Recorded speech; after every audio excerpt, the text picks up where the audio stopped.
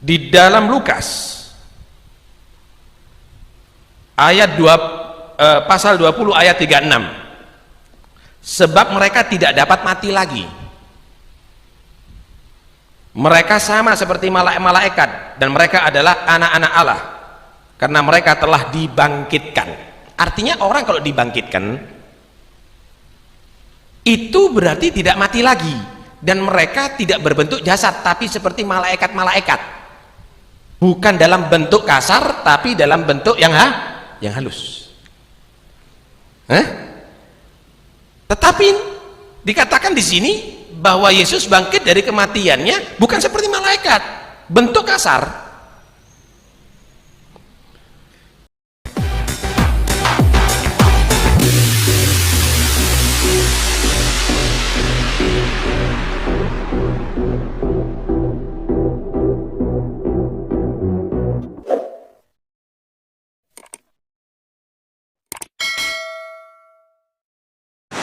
Salam teman-teman sekalian, berjumpa kembali dengan saya Arif Buller di channel TV Laskar Kristus ini. Ini channelnya kita bersama. Jangan lupa dukung dengan cara subscribe, like, dan komen, serta share video-video daripada channel ini. Pada kesempatan kali ini teman-teman sekalian, kita akan membahas dengan salah seorang ustadz yang berapi-api ya. Dia berkhotbah dalam masjid ya kepada umat Islam dengan menggunakan Alkitab, dengan membacakan kitab Injil. Dan tentu saja teman-teman sekalian, karena banyak ya, tentu saja banyak orang yang akan penasaran dan akan percaya kepada Tuhan Yesus Kristus sebagai Tuhan dan Juru Selamat pribadi mereka. Kenapa? Karena sudah diperdengarkan. Alkitab katakan dalam Roma 10 ayat 17, iman timbul dari pendengaran dan pendengaran oleh firman Kristus. Dan teman-teman, kita doakan kiranya umat yang mendengarkan firman Tuhan melalui ustadz ini akan diubah pikirannya sehingga menjadi percaya kepada Tuhan Yesus Kristus, sehingga teman-teman kita tidak perlu capek-capek untuk menceritakan tentang kabar baik, yaitu pengenalan akan Tuhan Yesus Kristus, tetapi dari kalangan Islam sendiri, para ustadz yang telah memberitakannya kepada mereka. Mari kita langsung untuk melihat videonya agar kita bisa paham bersama, dan nanti kita akan memberikan komentar kita bersama-sama. Berikut videonya. Di dalam Lukas pasal 20 ayat 36, sebab mereka tidak dapat mati lagi, mereka sama seperti malaikat dan mereka adalah anak-anak Allah karena mereka telah dibangkitkan. Artinya orang kalau dibangkitkan itu berarti tidak mati lagi, dan mereka tidak berbentuk jasad tapi seperti malaikat-malaikat, bukan dalam bentuk kasar tapi dalam bentuk yang halus. Tetapi dikatakan di sini bahwa Yesus bangkit dari kematiannya bukan seperti malaikat, bentuk kasar.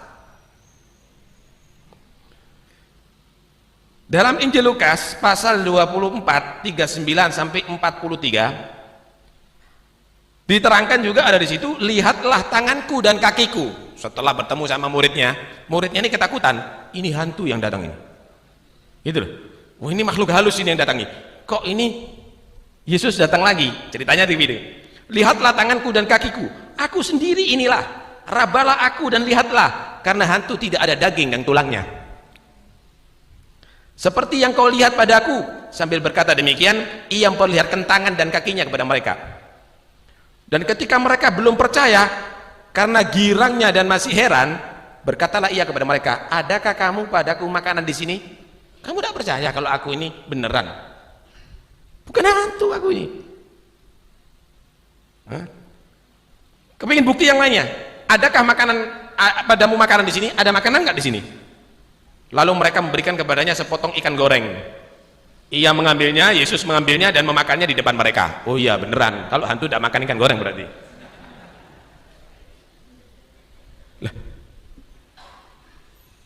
Artinya mereka benar-benar ragu bahwa yang dibunuh itu adalah Yesus.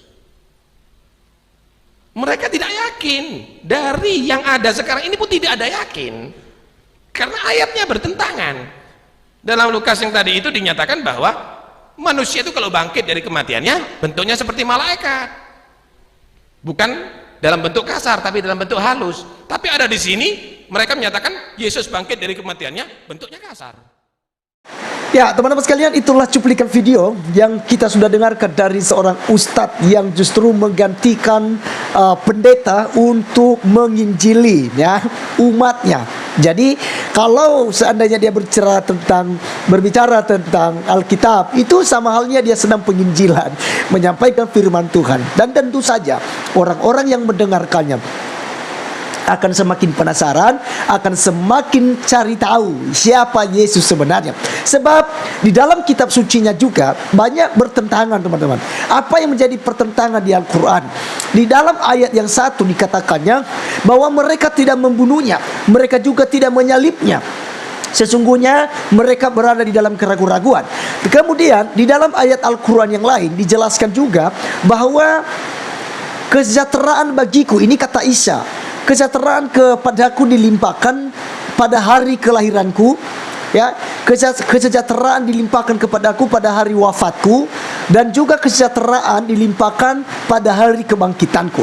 Jadi dalam ayat ini juga, ya, saya tidak sebutkan ayatnya karena itu bukan kitab suci kita, tapi untuk juga memberikan keseimbangan bahwa bukan di Alkitab yang berbeda, justru di Al-Quran, ya, kitab suci dari Pak Ustadz ini, di mana teman-teman sekalian di situ ya ada kelahiran, ada wafat atau mati, kemudian ada kebangkitan dari Tuhan Yesus Kristus. Jadi di sini kita bisa melihat bahwa sebenarnya bertentangan ya tentang kisah Yesus terhadap mereka. Bagaimana dengan Alkitab? Sama sekali tidak bertentangan. Mari kita bahas, teman-teman, apa yang dikutipnya. Pertama, dia mengutip Lukas 20 ayat 36 dengan firman Tuhan berkata, sebab mereka tidak dapat mati lagi, mereka sama seperti malaikat-malaikat, dan mereka adalah anak-anak Allah karena mereka telah dibangkitkan. Nah, teman-teman sekalian, Lukas 20 ayat 36 ini bukan sedang berbicara tentang kebangkitan Tuhan Yesus Kristus, tetapi ini sebuah penjelasan dari Yesus Kristus ketika orang Saduki menanyakan tentang siapa yang akan menjadi suami dari seorang perempuan yang punya suami ada 7, ya. Mari kita melihat dalam ayatnya yang ke 27, teman-teman sekalian, sampai 36 nanti. Saya akan bacakan buat kita. Silakan dengarkan baik-baik. Perikopnya pertanyaan orang Saduki tentang kebangkitan. Maka datanglah kepada Yesus beberapa orang Saduki yang tidak mengakui adanya kebangkitan. Mereka bertanya kepadanya, "Guru, Musa menuliskan perintah ini untuk kita. Jika seorang yang mempunyai saudara laki-laki mati sedang istrinya masih ada, tetapi ia tidak meninggalkan anak, saudaranya harus kawin dengan istrinya itu dan membangkitkan keturunan bagi saudaranya itu. Adalah 7 orang bersaudara. Yang pertama kawin dengan seorang perempuan lalu mati dengan tidak meninggalkan anak. Lalu perempuan itu dikawini oleh yang kedua dan oleh yang ketiga, dan demikian berturut-turut oleh ke-7 saudara itu. Mereka semuanya mati dengan tidak meninggalkan anak. Akhirnya perempuan itu pun mati. Bagaimana sekarang dengan perempuan itu? Siapakah di antara orang-orang itu yang menjadi suaminya pada hari kebangkitan? Sebab 7-nya telah beristrikan dia." Jawab Yesus kepada mereka, "Orang-orang dunia ini kawin dan dikawinkan, tetapi mereka yang dianggap layak untuk mendapat bagian dalam dunia yang lain itu dan dalam kebangkitan dari antara orang mati tidak kawin dan tidak dikawinkan. Sebab mereka tidak dapat mati lagi. Mereka sama seperti malaikat-malaikat dan mereka adalah anak-anak Allah karena mereka telah dibangkitkan." Tentang bangkitnya orang-orang mati, Musa telah memberitahukannya dalam nas tentang semak duri, di mana Tuhan disebut Allah Abraham, Allah Ishak, dan Allah Yakub. Ia bukan Allah orang mati, melainkan Allah orang hidup, sebab di hadapan Dia semua orang hidup. Mendengar itu beberapa ahli Taurat berkata, "Guru, jawabmu itu tepat sekali." Sebab mereka tidak berani lagi menanyakan apa-apa kepada Yesus. Nah, teman-teman sekalian, dari kisah yang saya bacakan ini sebuah pertanyaan orang Saduki yang tidak mengerti tentang tentang kebangkitan. Bahkan orang Farisi juga yang ada di sana dan juga orang-orang yang ada pada waktu pelayanan Yesus. Jadi di sini sama sekali tidak menyinggung tentang kebangkitan Yesus. Justru inti dari firman Tuhan ini berbicara bahwa setelah kematian tidak ada pesta seks. Tidak ada lagi kawin mengawin seperti ajaran dari Pak Ustadz. Ya, ada banyak sekali ustadz berkata bahwa ada pesta seks di sorga. Ada 72 bidadari. Kalau ditidurin hari ini, ya hilang perawannya. Ya, setelah sudah ditidurin, besok perawan lagi. Jadi nggak pernah hilang keperawanannya. Nah, jawabannya itu ada di sini, di mana Yesus berkata, kamu sesat karena kamu tidak mengerti kitab suci. Setelah orang dibangkitkan, itu tidak kawin mengawin lagi. Mereka tidak dapat lagi itu beranak cucu.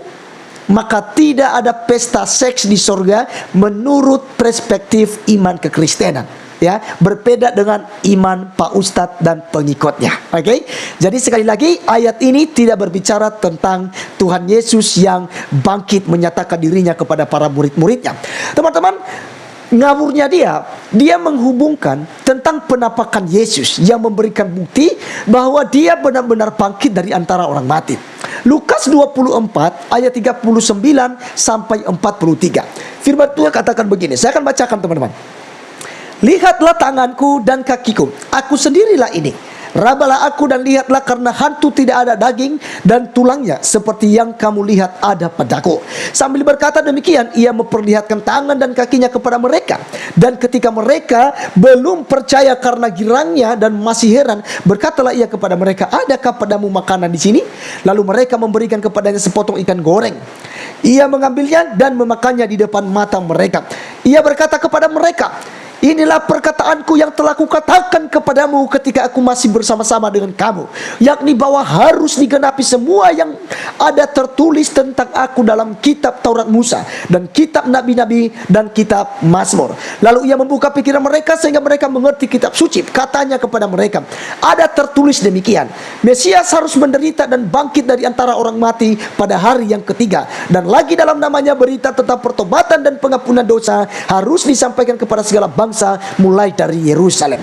Jadi teman-teman sekalian, ini berbicara tentang ketidakpercayaan para murid-murid Yesus Kristus yang tidak mengerti tentang apa yang pernah diajarkan oleh Yesus kepada mereka, bahwa Yesus harus mati untuk menggantikan umat manusia di kayu salib, sehingga setiap orang yang percaya kepada kematiannya, setiap orang yang percaya kepada kebangkitannya akan beroleh kehidupan yang kekal. Jadi jelas di sini teman-teman sekalian, sangat tidak nyambung dengan apa yang dikaitkan oleh Ustadz tadi. Dia melihat Lukas pasalnya yang ke 20 ayat 36, lalu dia menghubungkannya dengan cerita yang berbeda ketika Yesus mendapatkan diri. Jadi teman-teman, kita tetap berterima kasih kepadanya, walaupun ini sebenarnya beda cerita. Yang di Lukas 20 ayat 36 cerita tentang jawaban Yesus kepada orang Saduki, bahwa di surga itu tidak lagi ada istri dan suami, tidak ada kawin mengawin, tidak ada lagi beranak cucu. Ini jawaban di Lukas 20 ayat 36 yang dikutip oleh Ustadz. Kemudian di dalam Lukas 24 ayat 39 sampai 43, ini juga tidak nyambung dengan Lukas 20 ayatnya yang ke-20, yang ke-36 tadi. Kenapa tidak nyambung teman-teman sekalian? Karena hal ini berbicara tentang Yesus menampakkan diri kepada para muridnya karena mereka tidak mengerti bahwa Yesus harus mati. Dan juga ketika Yesus sudah bangkit, Yesus menampakkan diri kepada mereka supaya mereka benar-benar yakin bahwa Yesus Kristus sudah bangkit dari antara orang-orang mati. Sebab itulah yang dijelaskan oleh Yesus, pada hari yang ketiga anak manusia akan bangkit. Dan Yesus memberikan bukti itu dengan menampakkan diri kepada mereka. Jadi teman-teman, apa yang dijelaskan oleh Ustadz tadi sangat sama sekali tidak sinkron, sama sekali tidak juga membantah bahwa Yesus benar-benar bangkit. Tidak membantah bahwa Yesus bukanlah Tuhan. Tidak membantah bahwa bukan Yesus yang disalib, tetapi diserupakan. Justru ini memberikan pemahaman yang pasti kepada umat yang mendengar bahwa yang disalib adalah Yesus Kristus dan yang mati dan bangkit adalah Yesus Kristus. Karena di dalam Al-Quran juga Pak Ustadz dijelaskan kesejahteraan dilimpahkan kepada Isa pada hari kelahirannya, pada hari wafatnya, dan pada hari kebangkitannya. Dan Alkitab mencatat bahwa Yesus lahir, Yesus mati, dan Yesus bangkit pada hari yang ketiga. Ya, jadi sangat jelas. Maka mari Bapak Ibu sekalian, teman-teman saya yang dari Muslim, jangan ragu untuk membacakan Injil. Ketika saudara membacakan Injil, Alkitab, Anda akan mendapatkan jalan keselamatan dan hidup. Maka saudara akan beroleh hidup yang kekal di akhirat. Terima kasih teman-teman sekalian. Saya Arif Gula undur diri. Sampai ketemu di video saya selanjutnya. Tuhan Yesus memberkati kita. Salam.